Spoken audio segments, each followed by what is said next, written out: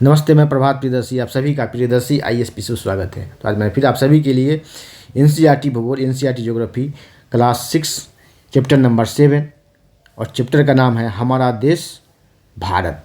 चलिए, हमारा देश भारत लेकर के आया हूँ। ये NCERT UPSC IAS के साथ साथ जितने भी स्टेट PCS है और B ग्रेड C ग्रेड के जितने भी एग्ज़ाम होते हैं, ये सभी के लिए यूजफुल है। चलिए स्टार्ट करते हैं। इससे पहले मेरे चैनल पर आप नए हैं तो पहले सब्सक्राइब कर ले, बेल आइकन प्रेस करें जिससे कि आपको नोटिफिकेशन मिलता रहेगा। लाइक, कमेंट और शेयर करें। चलिए स्टार्ट होता है यहाँ से। भारत एक बहुत बड़े भौगोलिक विस्तार वाला देश है। ठीक है, उत्तर में यह हिमालय के शिखरों से घिरा है। इसे आप बचपन में पढ़े होंगे, राज्य का चौहद्दी, जिला का चौहद्दी, आपको गाँव का चौहद्दी बताया गया होगा। इस तरह चौहद्दी तो लिखा नहीं है लेकिन वही बतलाया गया है। भारत के उत्तर में क्या है, हिमालय के ऊँचे शिखरों से घिरा है। पश्चिम में अरब सागर है और पूर्व में क्या है, बंगाल की खाड़ी है और दक्षिण में हिंद महासागर प्रायद्वीप के तटों पर लहराते हैं। यहाँ देखें आप, यहाँ ध्यान दें, एक है अरब सागर, ठीक है, दूसरा बंगाल की खाड़ी और तीसरा हिंद महासागर। तो ये हिंद महासागर का ही दोनों हिस्सा है, अरब सागर और बंगाल की खाड़ी। और खाड़ी किसे कहते हैं, है ना, आपके ध्यान में आता, आपको माइंड में आता होगा कि खाड़ी किसे कहते हैं। अरब सागर को सागर बोलते हैं, बंगाल की खाड़ी को खाड़ी बोलते हैं। खाड़ी क्यों बोलते हैं, इसे ही बंगाल की सागर क्यों नहीं बोलते हैं, या अरब सागर को अरब खाड़ी क्यों नहीं बोलते हैं, ये भी मैं बतलाऊँगा। ठीक है, और तीसरा टर्म आता है प्रायद्वीप। प्रायद्वीप क्या होता है, भारत को भारतीय प्रायद्वीप क्यों कहा जाता है, ये सब बारीकी से समझें आप। ठीक है, देखिए इसके बारे में बतलाया गया है आपको। ठीक है, प्रायद्वीप जो है स्थल का वह भाग जो 3 तरफ से जल से घिरा होता है, उसे प्रायद्वीप कहते हैं। इसलिए भारतीय प्रायद्वीप कहलाता है, भारत प्रायद्वीप कहलाता है। अब देखिए मैप में दिखलाता हूँ आपको। यहाँ देखिए ये सब क्या है, ये हिंद महासागर का हिस्सा है। ठीक है, हिंद महासागर का हिस्सा है और तीन तरफ से जल से घिरा हुआ है और ये पूरब से, पश्चिम से और दक्षिण से भी जल से घिरा हुआ, 3 तरफ से जल से घिरा हुआ, इसलिए इसको भारतीय प्रायद्वीप कहा जाता है, भारतीय प्रायद्वीप कहा जाता है। अब कहेंगे कि सर आपने बताया आगे कि बंगाल की खाड़ी, तो खाड़ी क्यों कहते हैं बंगाल की खाड़ी को। यहाँ देखिए ये बे ऑफ बंगाल कहते हैं, बंगाल की खाड़ी कहते हैं। यहाँ देखिए, यहाँ समझे, यहाँ इसको बंगाल की खाड़ी को खाड़ी क्यों कहते, बंगाल की खाड़ी क्यों कहते हैं इसे, और बंगाल सागर क्यों नहीं बोलते अरब सागर की तरह। ठीक है, देखिए जल का जो है अंदर की ओर धंसा हुआ है, या ये बोलेंगे जल का जो विस्तार, ये जो है क्षेत्र है वो पेट की तरह निकला हुआ है। देखिए यहाँ पेट की तरह निकला हुआ है, पेट की तरह निकला, तो ये है, तो ये कहलाता है, खाड़ी कहलाता है। या जल जो है अंदर की ओर घुसा हो, ठीक है, स्थल में अंदर की ओर घुसा हो। देखिए ये अंदर की ओर घुसा हुआ है, तो इसीलिए कहा जाता है इसे बंगाल की खाड़ी कहा जाता है। ठीक है, या जल क्षेत्र जो है ना पेट की तरह निकला हो, ठीक है, जिसे बंगाल की खाड़ी कहा था। ठीक है, और यहाँ भी एक खाड़ी, 2 खाड़ी है, इसे कहा था मन्नार की खाड़ी। यहाँ देखिए, यहाँ भी जल अंदर घुसा हुआ है। ठीक है, इसे कहा था मन्नार की खाड़ी। क्या, मन्नार की खाड़ी, मन्नार की खाड़ी। ठीक है, मन्नार की खाड़ी। और यहाँ है, और इसे कहा जाता है, इसे कहा जाता है, इसे कहा जाता है पाक की खाड़ी। क्या कहा जाता है, पाक की खाड़ी। इसे कहा जाता है पाक की खाड़ी, इसे कहा जाता है पाक की खाड़ी, इसे कहा जाता है पाक की खाड़ी, पाक की खाड़ी। ठीक है, इंग्लिश में से रॉबर्ट पार्क नामक व्यक्ति था, जिसने, वो ब्रिटिश अधिकारी था। रॉबर्ट पार्क नामक ब्रिटिश ऑफिसर ने इसका नामकरण किया था, इसलिए इसका नाम पड़ गया पाक की खाड़ी। क्या, पाक की, रॉबर्ट पाल्क नाम था, इंग्लिश में पाल्क लिखा था, रॉबर्ट पाल्क ने, तो इसे पाक की खाड़ी कहा जाता है। ठीक है, यही है राम सेतु, इसे एडम ब्रिज भी कहा जाता है, राम सेतु।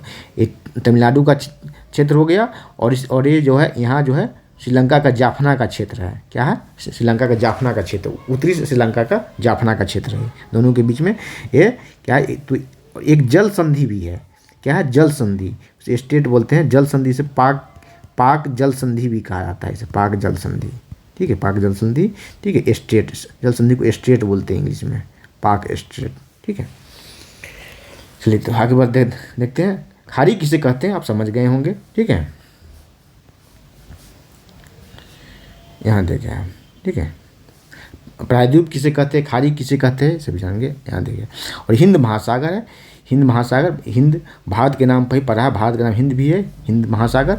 और हिंद महासागर का आकार आपने पिछले क्लास में भी पढ़ा है कि महासागरों के आकार के बारे में, महासागरों के आकार के बारे में। जैसे प्रशांत महासागर क्या है, वो सर्कुलर है, ठीक है, गोलाकार है। और ये जो है अटलांटिक महासागर वो एस आकार का है। और हिंद महासागर जो है त्रिभुजाकार है, क्या है, त्रिभुजाकार। ये है हिंद महासागर, ये त्रिभुजाकार आकार का है, ठीक है।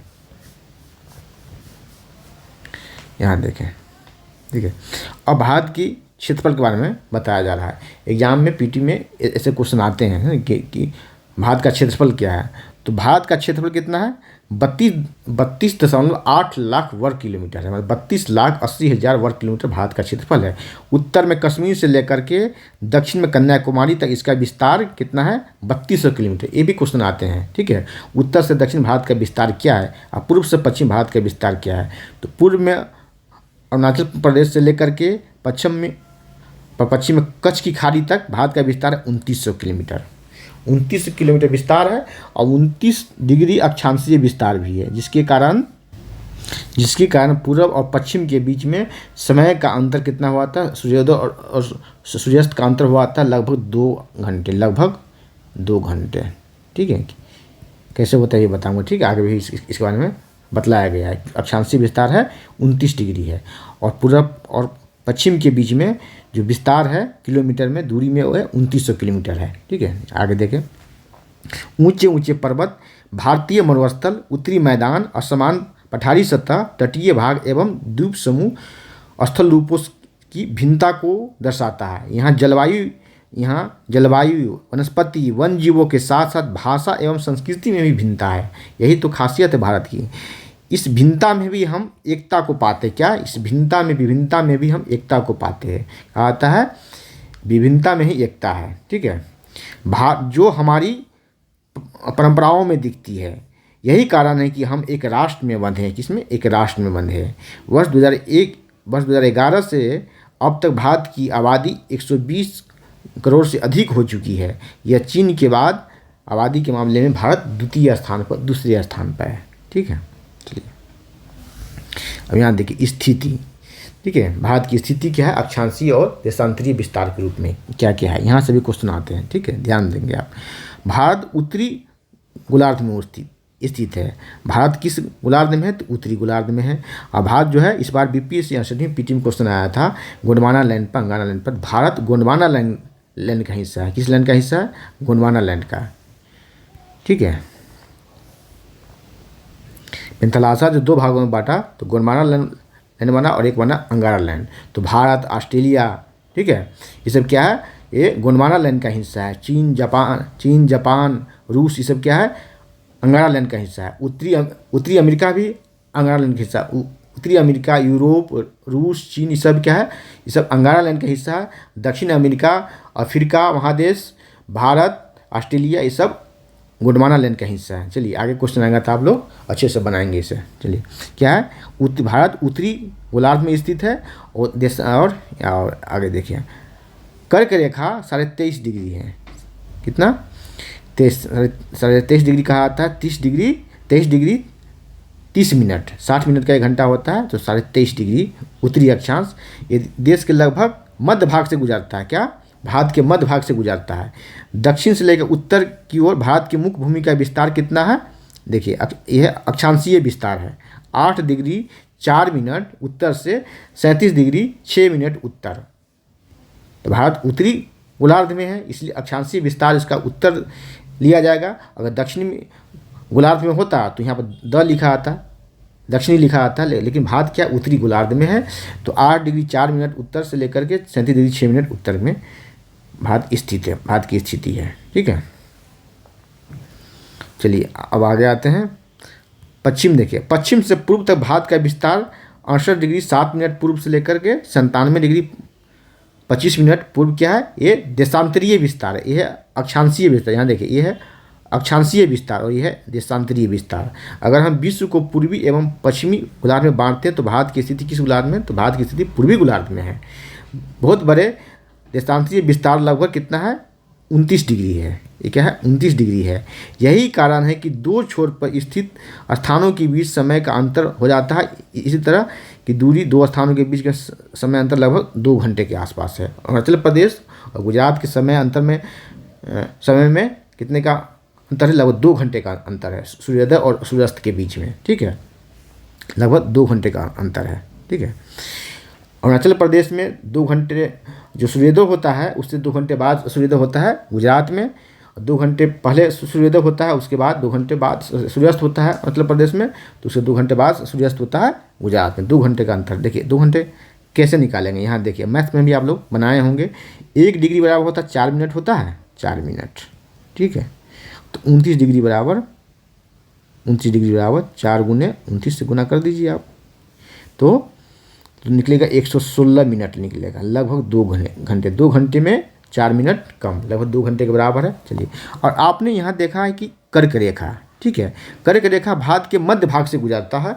तो क्वेश्चन आ गया कि भारत के कितने राज्यों से कर्क रेखा गुजरता है। देखिए यहाँ पर कितने राज्यों के बारे में नहीं बताया, लेकिन जब आप पढ़ते हैं तो आप खोजा कीजिए कि कर्क रेखा के बारे में बताया गया है कि भारत के मध्य भाग से कर्क रेखा गुजरता है। तो कर्क रेखा कितने राज्यों से गुजरता है, सर्वाधिक लंबाई, कर्क रेखा की सर्वाधिक लंबाई भारत के किस राज्य से है? तो 8 राज्यों से गुजरता है। कितने? 8 स्टेट से गुजरता है। ठीक है, कौन कौन है? गुजरात, यहाँ लिखिए, गुजरात, मध्य प्रदेश, राजस्थान, मध्य प्रदेश, MP, बाद छत्तीसगढ़।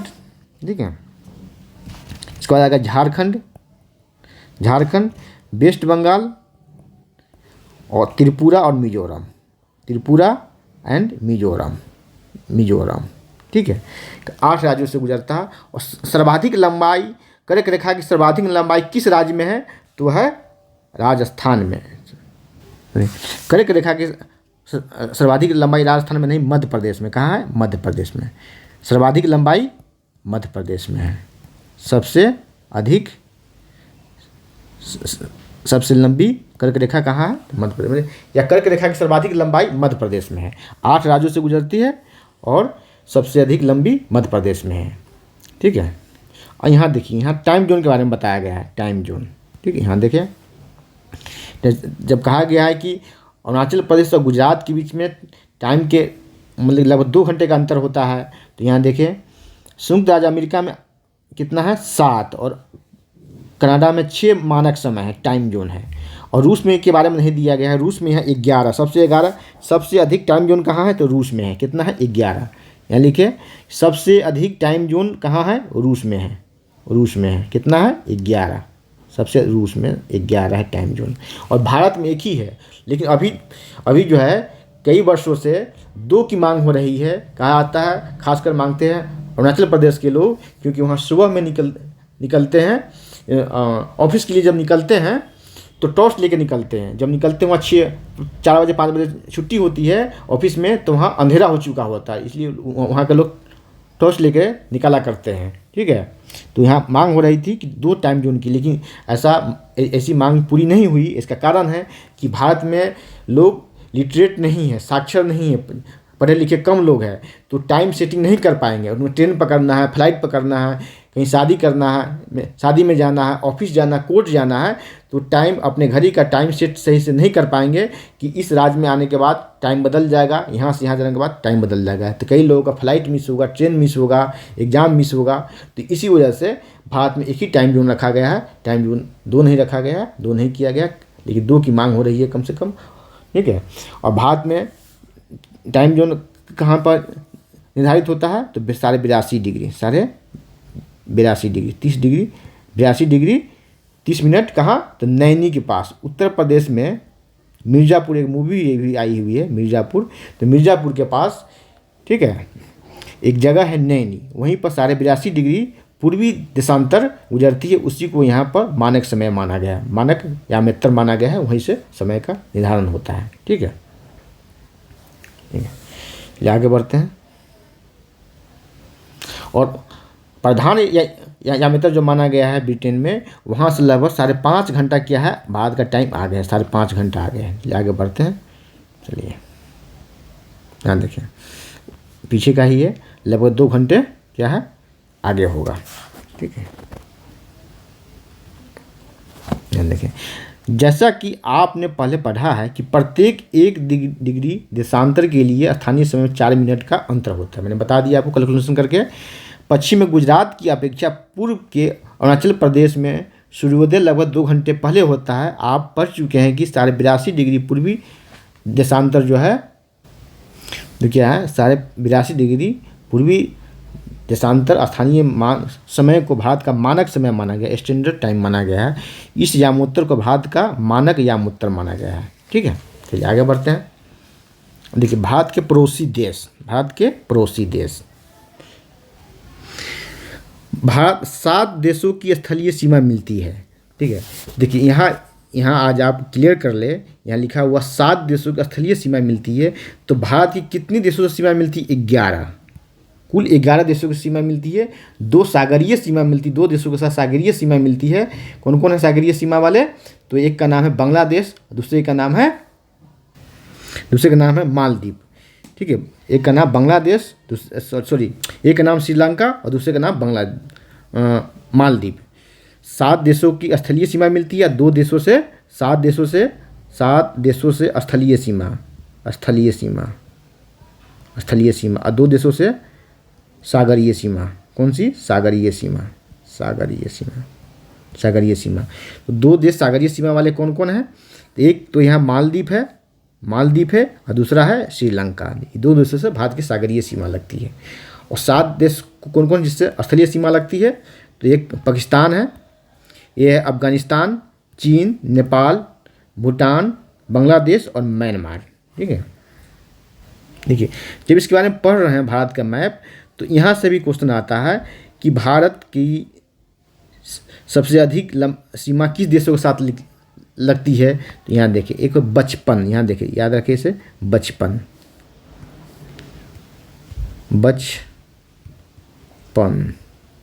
में MBA। ठीक है, तो ये बांग्लादेश, ये है चीन, ये बांग्लादेश। ठीक है, बांग्लादेश, चीन, पाकिस्तान, नेपाल, म्यांमार और भूटान और अफगानिस्तान। तो सबसे बड़ी सीमा बांग्लादेश के साथ। ठीक है, सबसे बड़ी लंबी सीमा किसके साथ? तो बांग्लादेश के साथ। कितनी है? तो 4,096.7 किलोमीटर है। और सबसे छोटी सीमा अफगानिस्तान के साथ कितना? 106 किलोमीटर। 106 किलोमीटर। ठीक है, 106 किलोमीटर। यहाँ देखें अफगानिस्तान। अब जो है कुछ चेंज आया है यहाँ पर। ठीक है, कि जम्मू कश्मीर का जब पुनर्गठन हुआ है, तो अभी तक तो जान रहे हैं कि अफगानिस्तान की सीमा जम्मू कश्मीर से लगती है, लेकिन अब जो इसका जो पुनर्गठन हुआ जम्मू कश्मीर और लद्दाख के रूप में, तो अफगानिस्तान की सीमा लद्दाख से लगती है। किसके साथ लगती है? लद्दाख के साथ। याद रखेंगे, लद्दाख के साथ, न कि जम्मू कश्मीर के साथ। ठीक है, यहीं पर इसी तरह के क्वेश्चन पूछे जाते हैं और यहीं पर आप लोग मिस्टेक करते हैं और गलत मार के आते हैं। ठीक है, और सबसे अधिक सीमा बांग्लादेश के साथ, सबसे छोटी सीमा अफगानिस्तान के साथ। ठीक है, चलिए आगे बढ़ते हैं। यहाँ देखें, एक और स्थिति जान ले। ये भारत का द्वीप समूह है। एक का नाम है लक्षद्वीप, ठीक है, दूसरे का नाम है अंडमान निकोबार। ठीक है, तो ये अंडमान का क्षेत्र है, ये निकोबार का क्षेत्र है। चलिए आगे बढ़ते हैं। हाँ, ये जो है लक्षद्वीप जो है ये प्रवाल से बना हुआ, याद रखें। यहाँ ये प्रवाल भित्ति से बना हुआ। किससे बना हुआ? तो प्रवाल भित्ति से बना हुआ है। ठीक है, प्रवाल भित्ति क्या होता है आगे बताऊंगा। और सबसे बड़ा प्रवाल भित्ति कहाँ है? तो ऑस्ट्रेलिया के तट पे है। सबसे बड़ा क्वेश्चन आएगा, सबसे बड़ा प्रवाल भित्ति कहाँ है? तो ऑस्ट्रेलिया के तट पे है। चलिए यहाँ देखिए मैप, देखिए चलिए जो मैप दिया था इसमें मतलब देखिए यही है, लद्दाख है। ठीक है, तो यही है अफगानिस्तान के साथ सीमा लगती है 106 किलोमीटर की। चलिए क्वेश्चन आएगा यहाँ से मैप से कि पाकिस्तान के साथ कितने राज्य और कितने यूटी की सीमा लगती है? तो पाकिस्तान के साथ 3+1 3+1 मतलब 3 राज्य के साथ सीमा लगती है और एक यूटी के साथ। यूटी कौन है? तो ये जम्मू कश्मीर। जम्मू कश्मीर अब यूटी हो गया, यूनियन टेरिटरी हो गया है, ठीक है, अब स्टेट नहीं रहा, ठीक है। लेकिन स्टेट की मांग हो रही है यहाँ। एक तो गुजरात, दूसरा राजस्थान और तीसरा पंजाब और एक यूटी है जम्मू कश्मीर, JNK है। इसके साथ पाकिस्तान की सीमा लगती है। पाकिस्तान की सर्वाधिक सीमा किस राज्य की लगती है भारत के? तो राजस्थान की सीमा लगती है। यहाँ देखिए राजस्थान की सर्वाधिक सीमा लगती है। इस तरह के क्वेश्चन आएंगे आपसे मेंस में, PT में, ठीक है। और चीन के साथ कितने राज्यों की सीमा लगती है?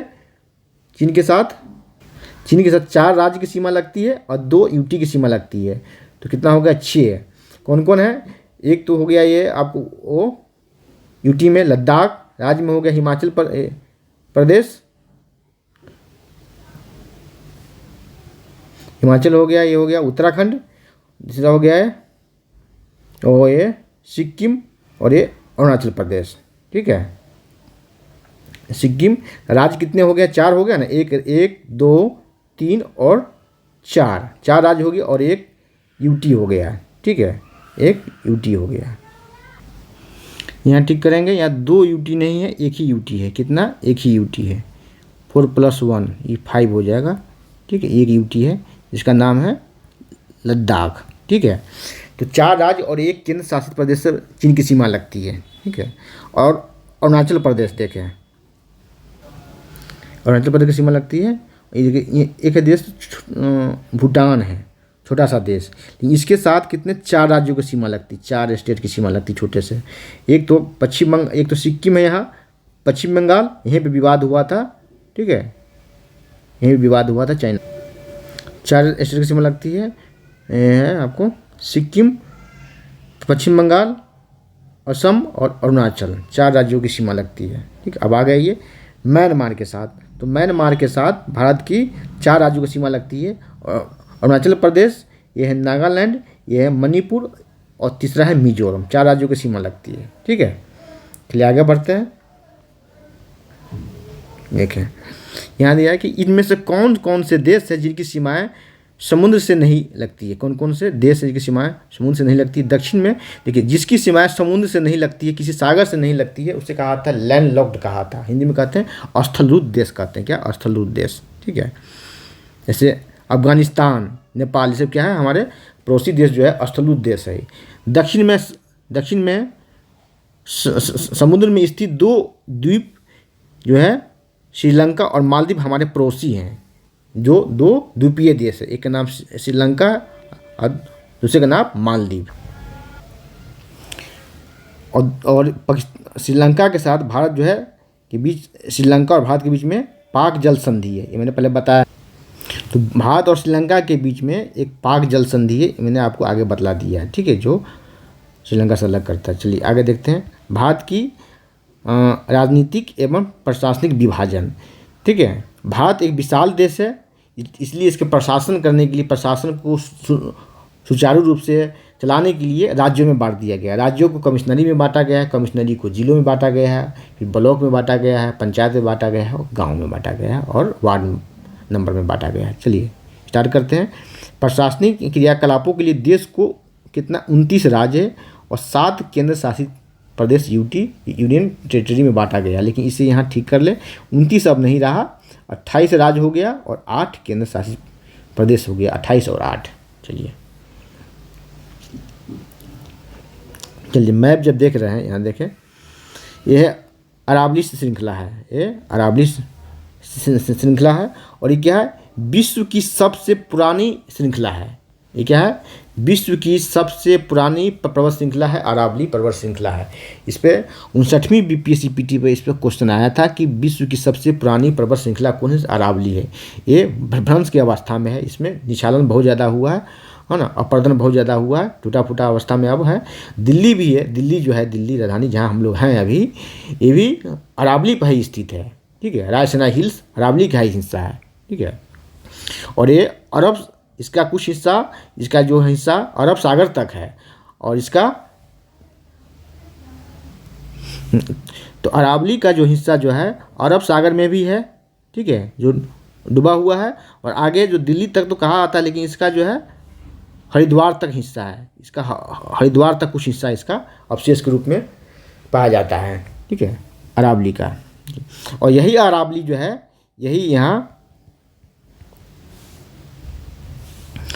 और इसी अरावली की वजह से इस साइड भी जो है, पश्चिम साइड में वृष्टि छाया क्षेत्र का निर्माण होता है। जब मानसूनी हवा आती है, मानसूनी, तो यहीं से इसी के साथ पैरेलल हो जाती है, इधर नहीं जा पाती, क्या इधर नहीं जा पाती, और इसी वजह से यहाँ पर मानसूनी वर्षा नहीं होती और ये रेगिस्तान का क्षेत्र है, यहाँ बारिश नहीं होती। तो ये इसी की वजह से यहाँ वृष्टि छाया क्षेत्र का निर्माण होता है। पढ़ेंगे आगे 9th में, 10th क्लास के यूरोपीय चाहे पढ़े भी होंगे आप लोग कि यहाँ पर वृष्टि छाया क्षेत्र का निर्माण होता है, किसकी वजह से, तो अरावली श्रृंखला की वजह से, ठीक है। और ये देखिए, यह पश्चिमी घाट है, पश्चिमी घाट, यह पूर्वी घाट। तो पश्चिमी घाट के बारे में कहा था ये सतत है, ठीक है, और पूर्वी घाट क्या है, टूटा फूटा है, देखिए यहाँ टूटा फूटा है, ठीक है। और पूर्वी घाट और पश्चिमी घाट की तरफ ही क्या बनता है, एस्चुरी का निर्माण होता है, ज्वार नदमुख का निर्माण होता है। इससे नर्मदा और ताप्ती नदी जो है यहाँ पर ज्वार नदमुख का निर्माण करती है। क्वेश्चन आएगा, विश्व में कहीं भी जनरली देखा जाता है कि पश्चिमी तट पर ही ज्वार नदमुख का निर्माण होता है। कहाँ, पश्चिमी तट पर ही एस्चुरी का निर्माण होता है, और पूर्वी तटों पर जो है डेल्टा का निर्माण होता है। किसका निर्माण होता है, डेल्टा का निर्माण होता है। पूर्वी तटों पर डेल्टा का निर्माण होता है और पश्चिमी तटों पर एस्चुरी का निर्माण होता है। ताप्ती, नर्मदा और ताप्ती नदी यहाँ एस्चुरी का निर्माण करती है, ज्वार नदमुख का, और यहाँ पर कृष्णा, कावेरी, गंगा, ये सब क्या, ब्रह्मपुत्र, ये सब यहाँ पर डेल्टा का निर्माण करती है। यहाँ पर सुंदरबन का डेल्टा है जो विश्व का सबसे बड़ा डेल्टा है। चलिए यहाँ एक ही आपको बतला दूं कि पूर्वी तटों पर डेल्टा का निर्माण क्यों होता है। इसके कई, डेल्टा के निर्माण में कई कारण हैं। इसमें से एक महत्वपूर्ण कारण ये भी है कि पृथ्वी जो है पश्चिम से पूर्व की ओर रोटेशन करती है, पश्चिम से पूर्व, एंटी क्लॉकवाइज डायरेक्शन में। ये भी एक कारण है कि पूर्वी तटों पर डेल्टा का निर्माण होता है। आप लोग जान ले, क्वेश्चन में आपको आ सकता है कि पूर्वी तटों पर डेल्टा के निर्माण में कौन कौन से कारण हैं। तो इसमें एक महत्वपूर्ण कारण ये भी है कि पृथ्वी जो है पश्चिम से पूर्व की ओर घूमती है, एंटी क्लॉकवाइज डायरेक्शन में, बायां दिशा में, घड़ी के विपरीत दिशा में। ये भी एक वजह है कि पूर्वी तटों पर डेल्टा का निर्माण होता है, ठीक है। और ये हिमालय है, और यह है बृहद हिमालय, मध्य हिमालय और शिवालिक है। 3 श्रेणी में बांटा गया हिमालय को, बृहद हिमालय, मध्य हिमालय और शिवालिक, ठीक है। और ये सिंधु नदी है, और सिंधु की सहायक नदी है। झेलम, चिनाब, रावी, ब्यास, सतलुज, ये सब इसकी सहायक नदियाँ हैं। और मिठानकोट के पास ये सभी इसमें मिल जाती है। किसमें, मिठानकोट के पास, ये है पाकिस्तान में पड़ता है मिठानकोट। यहाँ पर सभी नदियाँ इसमें आकर मिल जाती है, और यहाँ पर जल का विसर्जन करती अरब सागर में मिल जाती है। चलिए आगे बढ़ते हैं, ठीक है। चलिए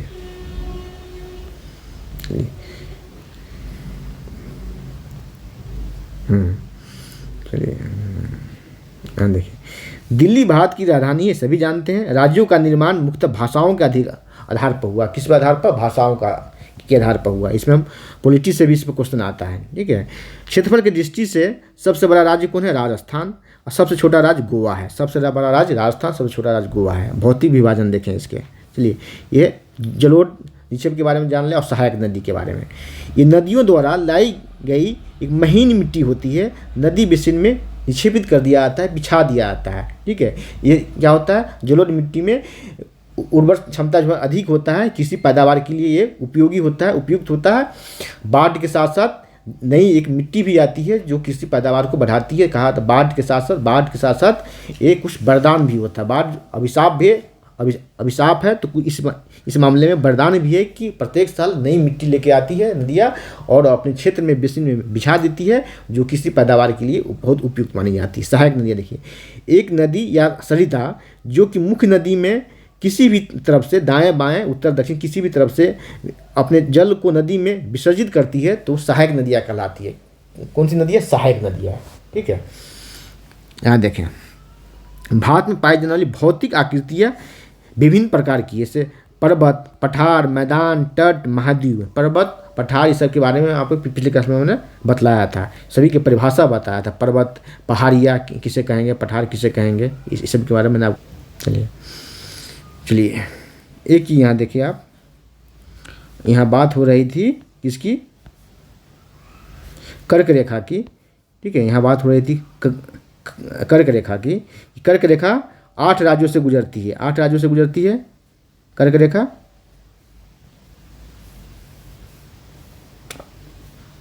8 राज्यों से, इसमें रांची भी है, झारखंड भी है। तो इस पर कई क्वेश्चन आ चुका है।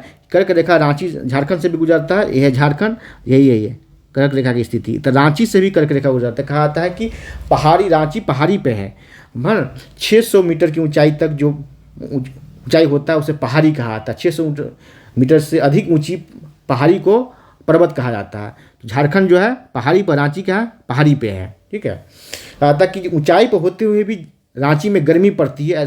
कारण ये है कि यहाँ जो कर्क रेखा गुजरती है, रांची से कर्क रेखा गुजरती है, इसलिए ऊंचाई पर रांची ऊंचाई पर होते हुए भी रांची में बहुत गर्मी पड़ती है। ठीक है, चलिए आगे आते हैं।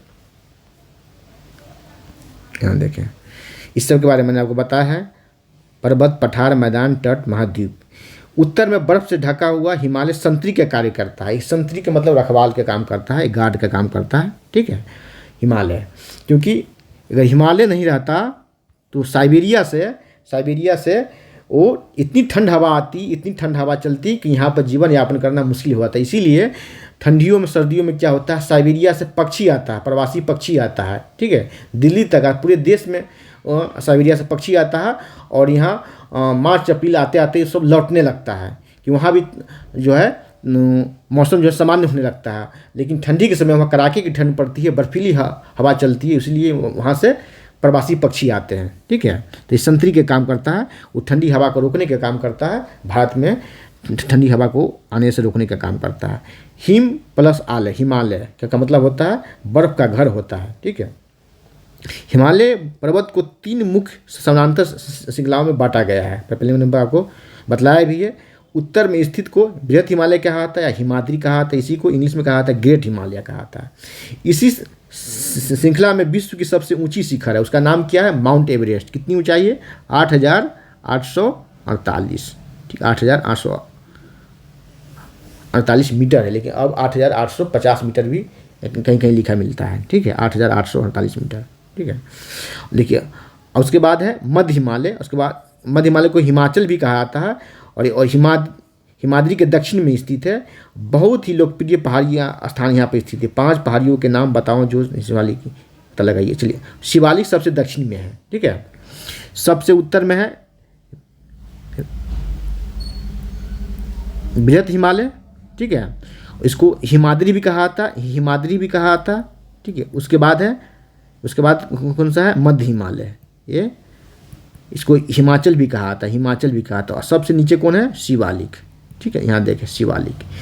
आपको एग्जाम में ऑर्डर भी पूछा जा सकता है, उत्तर से दक्षिण के से इसको सजाएं। ठीक है, या दक्षिण से उत्तर इसके सजाएं, कौन सा ऑर्डर सही है, दक्षिण से उत्तर या उत्तर से दक्षिण, इस तरह पे क्वेश्चन आ सकता है।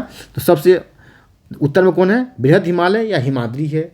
देखिए, जब मध्य हिमालय कहा था, मध्य में 3 के बीच में कोई भी रहेगा तो मध्य ही कहलाएगा ना, ये दूसरा हो गया। यहाँ इसे हिमाचल भी कहा था। सबसे दक्षिण में शिवालिक कहा जाता है। क्या कहा, शिवालिक की श्रेणी है। 3 श्रेणियाँ में विभक्त है, बृहद हिमालय, हिमाद्री, इसको ग्रेट हिमालय कहा था, मध्य हिमालय, हिमाचल, और तीसरा शिवालिक, सबसे नीचे शिवालिक।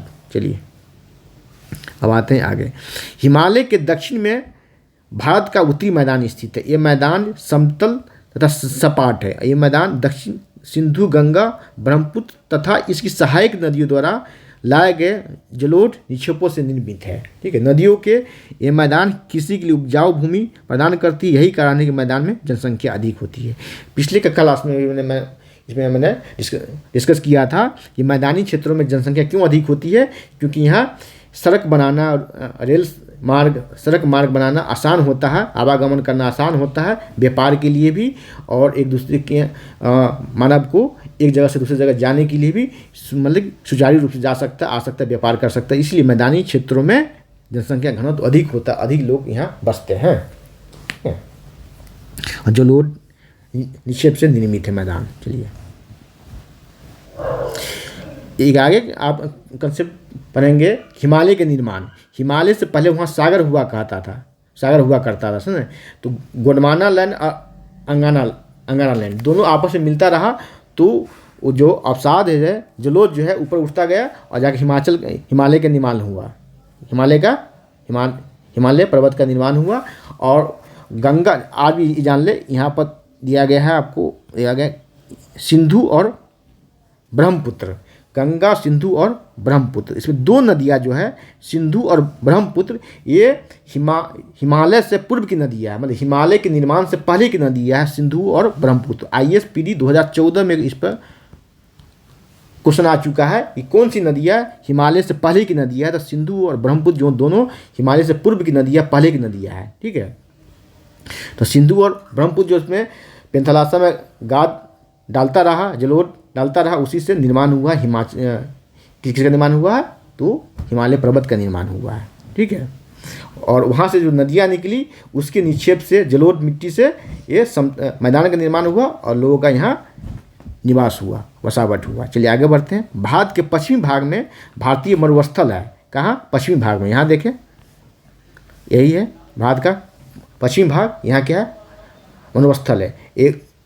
ये मरुस्थल जो है गुजरात से लेकर, गुजरात में भी है और कहाँ? राजस्थान में ही है, लेकिन सर्वाधिक क्षेत्र राजस्थान में है। ठीक है, और मरुस्थल क्यों है ये भी मैंने बताया है कि जो है अरावली की श्रृंखला जो है ये वृष्टि छाया का निर्माण करता है। यहाँ मानसूनी पवन यहाँ नहीं जा पाती, यहाँ बारिश नहीं हो पाती है, इसकी वजह से यहाँ क्या है? मरुस्थल का निर्माण हो गया है। तो भारत में मरुस्थल का निर्माण क्यों हुआ ये भी मैंने बता दिया। भारत के पश्चिमी क्षेत्रों में मरुस्थल है, गुजरात और राजस्थान में उसका क्षेत्र आता है। ठीक है, कुछ क्षेत्र उसका हिस्सा आता है हरियाणा में भी। शुष्क एवं गर्म तथा रेतीली स्थल है। ठीक है, यहाँ नागफनी के पौधे उगते हैं। ठीक है, यहाँ वनस्पति की मात्रा बहुत कम है। उत्तर के मैदान के दक्षिण में प्रायद्वीपीय पठार स्थित है। उत्तरी मैदान के दक्षिण में क्या है? प्रायद्वीपीय पठार स्थित है। इसकी आकृति क्या है? त्रिभुजाकार है। क्वेश्चन आया कि प्रायद्वीपीय पठार की आकृति क्या है?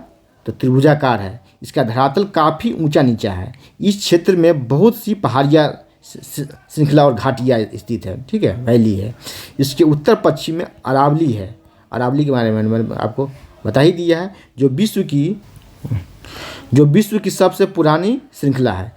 बिंद एवं सतपुरा भी महत्वपूर्ण श्रृंखलाएं हैं। इस श्रृंखलाओं से होकर के नर्मदा और ताप्ती नदियाँ बहती है। देखिए, नर्मदा और ताप्ती नदियाँ बहती है, यही है। ठीक है, यह है बिंद और यह है सतपुरा की श्रृंखला।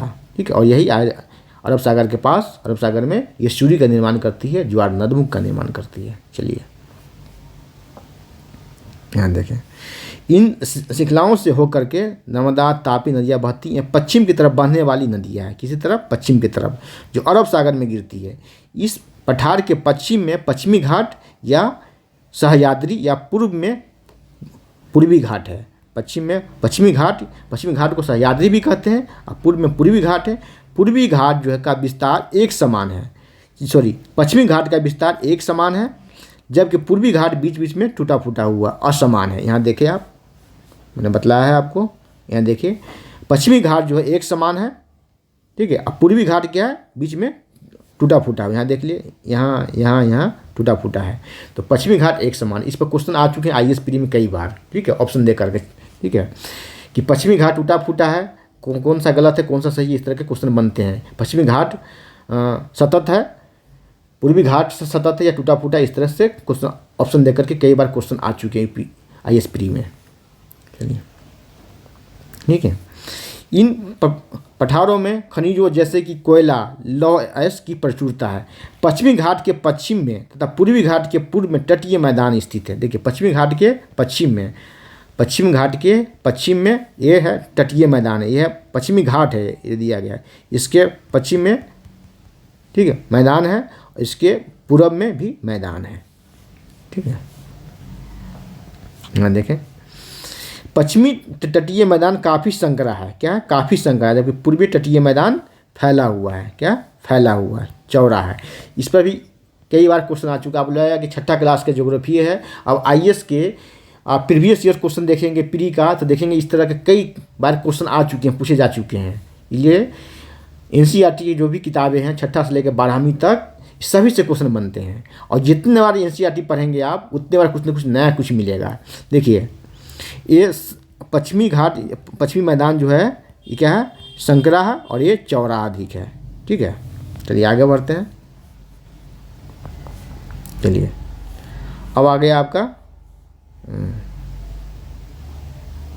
देखिए, बहुत सी लड़कियों का नाम मंदाकिनी, ये सब पढ़ता है। देखिए, छोड़िए, आगे आते हैं। ये देखिए, हमने बताया आपको प्रवाल के बारे में। तो भारत का एक द्वीप जो है लक्षद्वीप जो है वो क्या है, प्रवाल भित्ति का बना हुआ। प्रवाल भित्ति का, और सबसे बड़ा प्रवाल कहाँ है, तो है ऑस्ट्रेलिया के तट पे, ग्रेट बैरियर रीफ उसको कहा जाता है। ठीक है, ग्रेट बैरियर सबसे बड़ा ऑस्ट्रेलिया के तट पे। ठीक है, प्रवाल छोटे समुद्री जंतुओं के कंकाल होते हैं। क्या है, मेनली एक कंकाल होते हैं जिसे पॉलिप कहा जाता है। क्या कहा जाता है, पॉलिप कहा जाता है।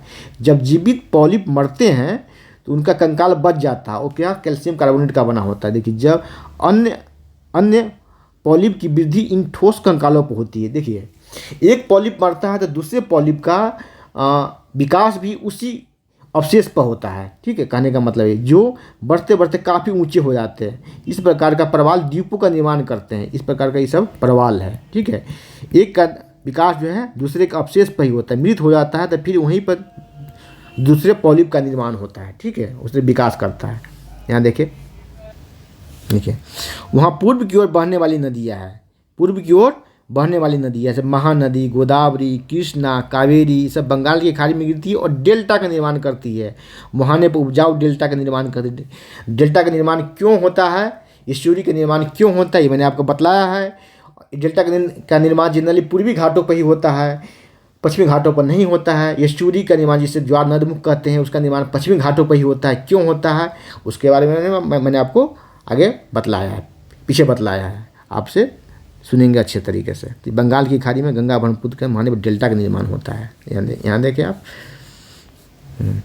यहाँ पर कृष्णा, कावेरी सबका महानदी यहाँ है, उड़ीसा में महानदी है, ये गोदावरी है। ठीक है, तो यहाँ पर क्या सभी यहाँ पर डेल्टा का निर्माण करती है। यहाँ से यहाँ लेकर सब नदी अपने मुहाने पर डेल्टा का निर्माण करती है।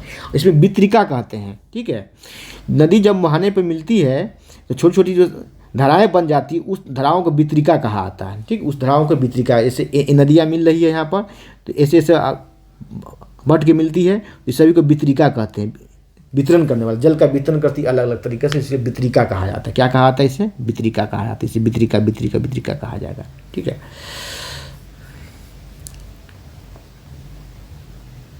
यहाँ देखें, भारत में 2 द्वीप समूह है।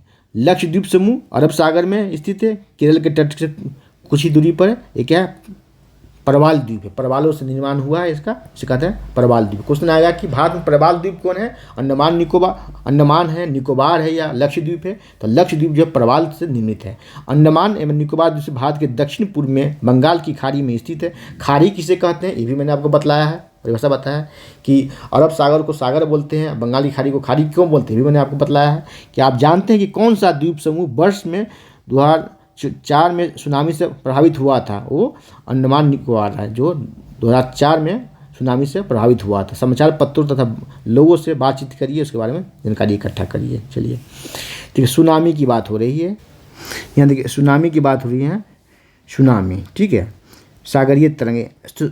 सुनामी क्या है, सागरीय तरंग है जो समुद्र तल पर भूकंप आने के कारण उत्पन्न होता है। देखिए, सुनामी आने के कई कारण हैं। ठीक है, एक कारण है, इसका कारण क्या है, कारण सुनामी के कारण, सुनामी के कारण।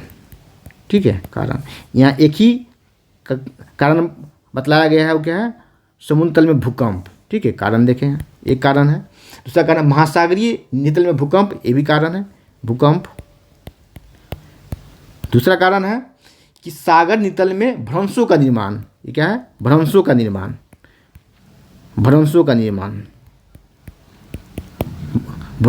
के कारण भी वहाँ पर सुनामी आते हैं। सागर नितल में भूस्खलन, क्या, भूस्खलन की वजह से भी सुनामी आता है। और चौथा कारण है उल्कापात। क्या, उल्कापात की वजह से भी क्या होता है, सुनामी आता है। ठीक है, सुनामी क्या है, सुनामी एक जलीय सागरीय तरंग है। क्या, जबकि छिछले जल की सागरीय तरंग है। एक होता है सोलिंग इफेक्ट,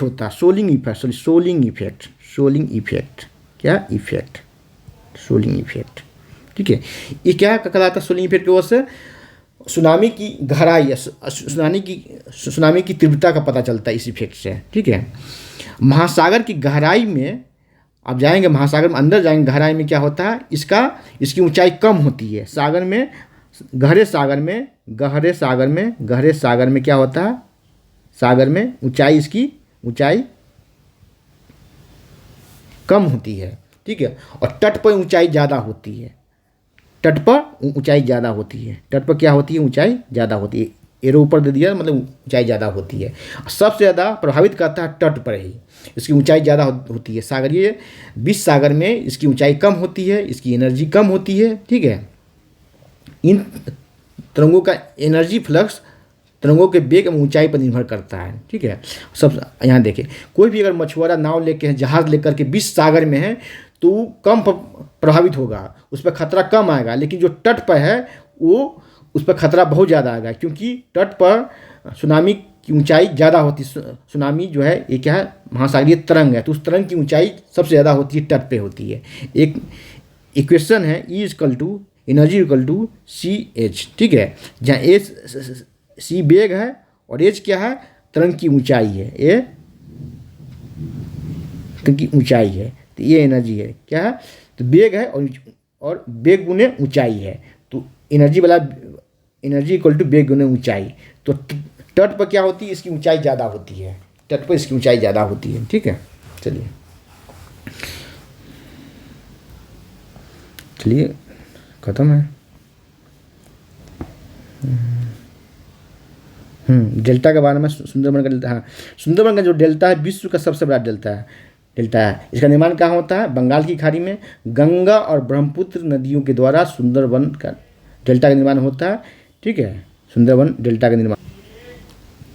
और यही डेल्टा क्षेत्र में भारत में सबसे ज़्यादा मैंग्रोव वन पाए जाते हैं। मैंग्रोव वन सबसे ज़्यादा पाए जाते हैं, मैंग्रोव वन, ठीक, मैंग्रोव वन सबसे ज़्यादा कहाँ, पश्चिम बंगाल में, वेस्ट बंगाल में सबसे ज़्यादा, और दूसरा गुजरात में, ठीक है। सबसे ज़्यादा मैंग्रोव वन पाए जाते हैं पश्चिम बंगाल में, ठीक है। डेल्टा वन है, सुंदरी वृक्षों के कारण यहाँ नाम पड़ गया है इसका, सुंदरबन डेल्टा, ठीक है, नदी के मुहाने पर, ठीक है।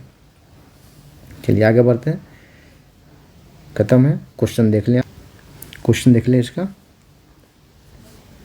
यहाँ देखें, ये तो लिखने वाला, यहाँ देखें, हिमालय के सबसे दक्षिणी भाग को क्या कहते हैं, तो आपको करवाया में शिवालिक कहते हैं, ठीक है।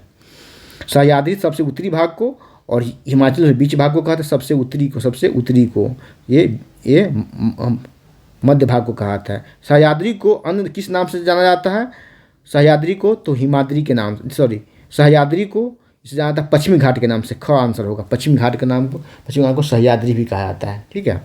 देखिए, पाक जल संधि किन दो देशों के बीच है, तो भारत और श्रीलंका के बीच, ठीक है। रॉबर्ट पार्क ने इसका नामकरण किया था। अरब सागर में स्थित भारतीय द्वीप समूह कौन कौन है, अंडमान निकोबार द्वीप समूह है, ठीक है। अरब सागर में, ये तो बंगाल की खाड़ी में है ना, तो ये है आपको लक्षद्वीप है, और ये है बंगाल की खाड़ी में, ठीक है। चलिए, मालदीव है एक देश है, भारत का पड़ोसी देश है मालदीव। भारत की सबसे पुरानी पर्वत श्रृंखला कौन सी है, तो अरावली है। आपको 59वीं BPSC-PT में भी इस पर क्वेश्चन आ चुका है, ठीक है, कई PCS में क्वेश्चन आ चुका है, IAS में भी देखेंगे 2012 से पहले तो क्वेश्चन आ चुका है।